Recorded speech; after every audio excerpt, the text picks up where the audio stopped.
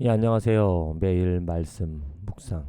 오늘도 하나님의 말씀으로 희망을 찾아 또 바른 길을 선택하며 살아갑니다.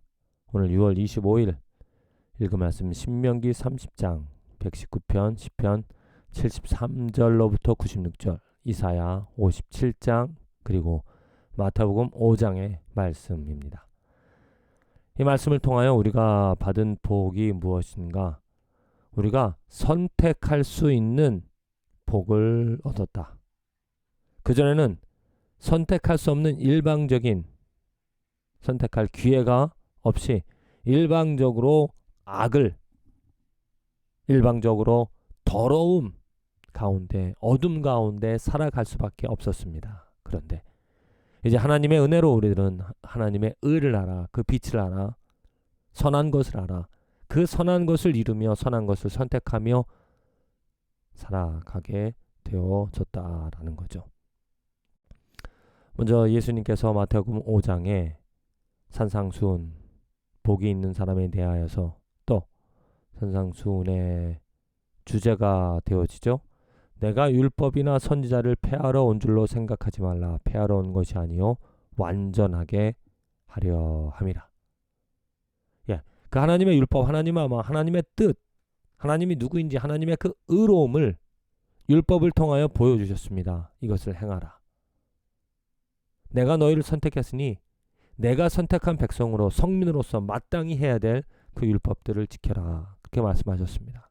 그리고 나서 예수님께서 오셔서 그 율법을 폐하려, 곧 율법의 이제 주인은 율법의 온전하심을, 율법이 무엇인지를 예수님께서 이 땅에 오셔서 온전히 드러내셨다는 겁니다.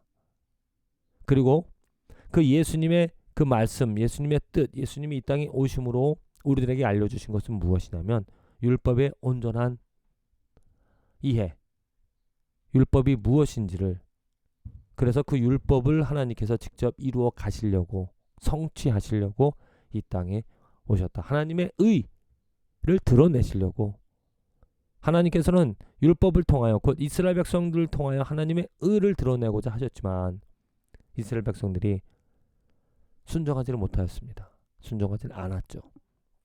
그래서 하나님께서 예비하신 예수 그리스도, 하나님이신 말씀이신 그 예수 그리스도께서 오셔서 율법을 온전히 이해할 수 있게끔, 지금 이 뒤에 마태복음 6장에 율법을 먼저 말합니다. 간음하지 말라. 그래서 이스라엘 백성들은 그 말씀을 지키려고 육체적으로 간음하지 않으려고 노력을 했습니다. 그런데 하나님께서 간음하지 말라라고 하신 말씀의 진정한 의미를 이스라엘 백성들은 이해하지를 못하였는데 예수님께서 음욕을 품고 여자를 보는 자마다 마음에 이미 간음하였다라고, 곧 육체적인 그런 간음뿐만이 아니고 영적인, 정신적인 마음으로 하는 그런 간음도 간음이 되어진다라고 하면서 율법을 이루어 가시려고 율법의 온전한 뜻을, 곧 하나님이 누구인지를, 하나님의 마음을, 하나님의 뜻을 말씀해 주고 있다는 겁니다. 그래서 우리들은 그 예수 그리스도를 통하여 온전히 하나님의 마음과 하나님의 뜻을 이해할 수 있다. 원수를 미워, 43절에 이웃을 사랑하고 내 원수를 미워하라 말씀하셨습니다. 계명에. 그런데 예수님께서는 너희 원수를 사랑하라. 너희 박해하는 자를 위하여 기도하라. 원수를 미워하는 것이 아니라 원수를 사랑하는 그 하나님의 마음, 하나님의 뜻을 우리들에게 분명히 알려주신다라는 겁니다.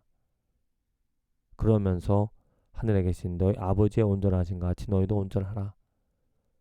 이건 구약에 있는 말씀입니다. 이스라엘 백성들에게 주신 말씀이라는 거죠. 그런데 이스라엘 백성들은 그 온전한 하나님의 계명, 하나님의 뜻을 이해하지를 못하였다. 그래서 하나님께서 예수 그리스도를 통하여 우리들에게 온전하신 하나님의 뜻이 무엇인지 그것을 알려주시며 그 뜻을, 하나님의 의를 이루어 가신다. 우리들이 오늘 온전함을 이룰 수 있는 길을, 그 기회를 얻었습니다. 무엇을 통하여? 예수 그리스도를 통하여. 우리가 예수를 붙잡고 예수 그리스도로 온전히 살아가는 삶이 되어진다라면은 우리들의 삶에 그 온전한 하나님의 의가 이루어진다라는 거죠. 단순히 율법을 지키고자 하는 삶이 아니라 예수 그리스도입니다. 오직 예수 그리스도만으로 그 율법은 완성이 되어지기 때문이죠. 율법의 진정한 참된 의미, 하나님의 의, 하나님의 나라가 이루어지고 우리들이 경험할 수 있게 되어진다. 이사야서 57장입니다. 하나님께서 약속해 주시는 말씀이죠. 하나님께서 그래서 축복과 저주를 내 앞에 두었다. 하나님이 축복과 저주를 내 앞에 두었으니까 너희들이 그 저주가 아닌 축복의 길을 선택을 하라. 그러면서 하시는 말씀이 그가 말하기를 도두고 길을 수축하며 내 백성의 길에서 거치는 것을 제하여 버리라. 하나님께서 약속해 주시는 것입니다. 지극히 존귀하며 영원히 거하시며 거룩하다 이름하는 이가 이와 같이 말씀하시되 내가 높고 거룩한 곳에 있으며 또한 통회하고 마음이 겸손한 자와 함께 있나니 이는 겸손한 자의 영을 소생시키며 통회하는 자의 마음을 소생시키려 함이라. 예.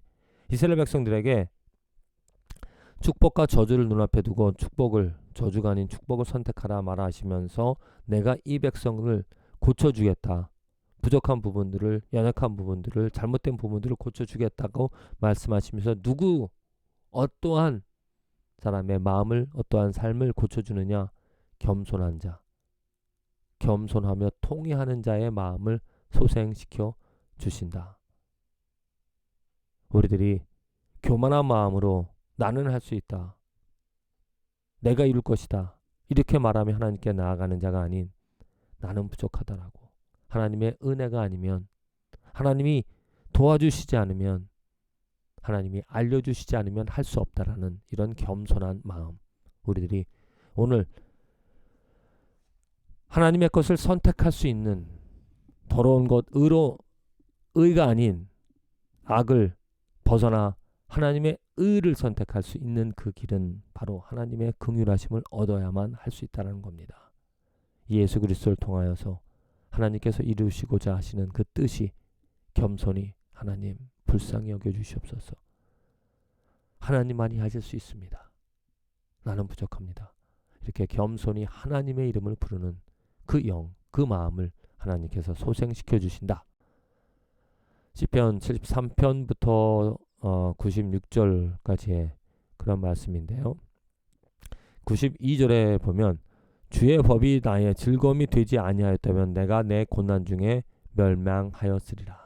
예, 시편 기자의 또한 선택, 그 하나님의 말씀을 즐거움으로 주의 율례들을 의로 여기며 주의 율례를 마음의 기쁨으로 여기며 살아갔다라는 것입니다.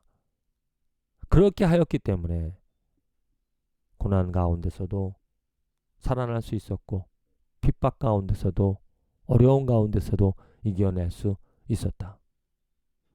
정말 시편 기자의 고백처럼 하나님의 계명, 하나님의 뜻, 하나님의 말씀, 그것이 생명이 되어지는 것을 알고 그것을 고백하면서 우상이 아닌, 더러운 것이 아닌, 눈에 보여지는 것이 아닌 하나님의 말씀을 선택함으로 말미암아 어떤 고난과 어떤 위험 속에서도 멸망하지 않고 승리하며 나아가는 삶을 우리들이 살아갈 수 있겠다. 신명기 30장의 말씀입니다. 신명기 30장의 말씀. 곧 내가 오늘 내게 명령하여 네 하나님 여호와를 사랑하고 그 모든 길로 행하며 그의 명령과 규례와 법도를 지키라 하는 것이라. 그리하면 네가 생존하며 번성할 것이요 또 네 하나님 여호와께서 네가 가서 차지할 땅에서 네게 복을 주실 것임이니라. 복과 저주가 내 앞에 있다. 네가 복을 선택할 때 곧 하나님의 말씀, 하나님의 뜻, 하나님이 주신 그 계명들을 지킬 때 네 하나님 여호와를 사랑하고 그의 말씀을 청종하며 또 그를 의지하라. 그는 내 생명이시여 내 장수이시니 여호와께서 내 조상 아브라함과 이삭과 야곱에게 주리라고 맹세하신 땅에 내가 거주하리라.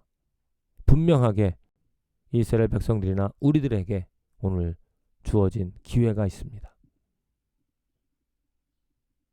복 그리고 저주, 이 둘 가운데서 우리는 무엇을 선택할 것인가? 나는 어떠한 것을 선택하며 살아갈 것인가? 분명하게 하나님께서 오늘 우리들에게